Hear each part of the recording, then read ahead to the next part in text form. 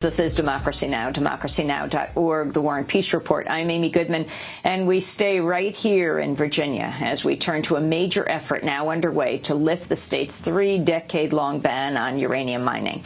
The ban was first put in place after tests showed a Pennsylvania uranium deposit beneath the small town of Chatham in the southern part of the state could contain about 119 million pounds of the radioactive mineral, which is used to supply nuclear power plants. Studies also showed that mining the site would generate about 29 tons of waste, which could endanger life in the region for centuries. Well, the ban went unchallenged until recently, when the cost of uranium began to rise. Now the company that owns the deposit wants to develop it. During the lead-up to a failed effort to lift the ban, the 2012 legislative cycle, Virginia Uranium Incorporated spent at least $300,000 lobbying lawmakers as the state prepares to consider the ban again in its next session.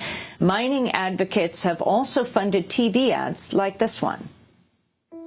It seems like everywhere you look, there's an old factory or mill where people used to work. You know, developing our own energy resources will create hundreds of good-paying jobs in Southside. We've got the skills, we've got the workers. All we need is a chance to work. Uranium mining is done safely around the world. If it can be done safely in Virginia, I'm for it, because we need the jobs. But many Virginia residents have expressed concern about the dangers uranium mining poses to drinking water, air quality, farm products, fishing, and tourism. They're saying that allowing mining of one of the uranium deposits already identified, Virginia uranium deposits, opens the door for exploration of other sites across the state. Now, almost all of Virginia's major cities have passed resolutions to oppose lifting the ban. Well, for more, we're joined by the former director of the Virginia Department of Environmental Quality, Robert Burnley. He served 32 years in the Virginia government, now an environmental consultant to the statewide coalition Keep the Ban. He's also an advisor to the Alliance for Progress in Southern Virginia. Robert Burnley, welcome to Democracy Now! For viewers and listeners around this country and around the world, talk about the significance of what you're dealing with here in Virginia. What's going on here in Virginia, Amy, is an experiment. Uranium has never been mined and never been processed in this part of the country before.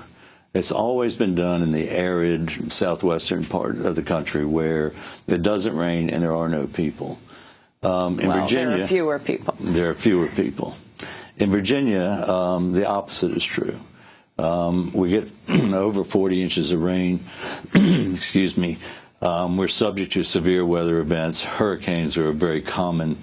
We have tornadoes on a regular basis.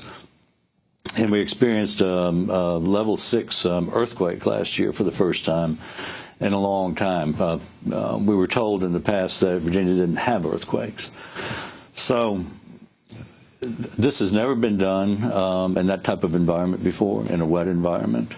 And there are a lot of people that depend on water for drinking and other uses. Why are you concerned that, and what is Virginia Uranium? What is this company? Virginia Uranium is it was founded by the owner of this uranium deposit in Pennsylvania County. There's been some corporate structure changes recently, and I can't really describe exactly everything that's going on, but Virginia Uranium is mostly owned by Canadian companies that have some familiarity with uranium mining and processing. Of course, no one in Virginia does because it's never been done before. And you're concerned about uranium mining, exactly what effect it would have? What's going to happen if uranium is mined, and especially if uranium is processed in Virginia? There are a huge amount of waste that's generated. When the yellow cake, is taken and marketed, 85% of the radioactivity remains in the waste products. Those products are buried, and they're buried in facilities very much like we store municipal solid waste. Hole in the ground, plastic liner, fill it up with this toxic radioactive waste, cover it over for thousands of years and hope nothing happens. We have, as I said, a lot of rain and severe weather in Virginia.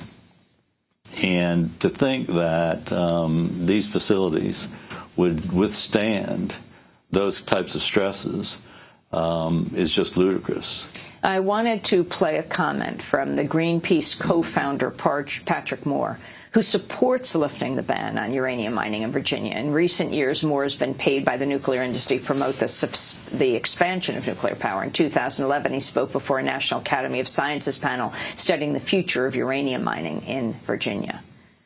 A sensible environmentalist would support uranium mining in Virginia so long as it adopts best environmental practices, including water management, waste management, and ecological restoration. I, with my colleagues, have visited mining operations, including uranium mining operations, around the world, in Southeast Asia, Africa, in South America, all through North America, and Europe. And we have seen the changes that have occurred with the concept of sustainable development and ecological restoration over the past 30 years. I've been in the environmental movement for 40 years myself. Tremendous strides have been made in improving all aspects. I want to also play a comment by Virginia Beach Department of Utilities Director Tom Leahy, who argues against lifting Virginia's moratorium on uranium mining. Our concern, of course, is for a large release of tailings during some kind of catastrophic storm. The location of this mine, as well as other possible future mines, are upstream of at least 6 water supply intakes from Halifax down to Roanoke Rapids, North Carolina. And they happen to be located in a part of the state and a part of the country that's susceptible to significant precipitation events, not just hurricanes, but things we call probable maximum precipitation. 30 inches of rain in 6 hours. There have been 2 storms like this in 40 years in Virginia, directly east of the Blue Ridge Mountains, and basically in a straight line and a path with this proposed mine. We admit that we're modeling and looking at an unlikely scenario, but risk is probability times consequence. The probability of an event might be small, but if the consequence is great, it might be an unacceptable risk. Bob Burnley, your final comments. Patrick Moore saying that, I mean, the uranium mining has become much more advanced in the last 30 years since the moratorium was imposed here. Right. The fact of the matter is, it's never been done in a positive water balance area before, in a wet environment. It's an experiment. We don't know how to regulate it. We don't know how to design the facilities, and we don't know how to manage the wastes.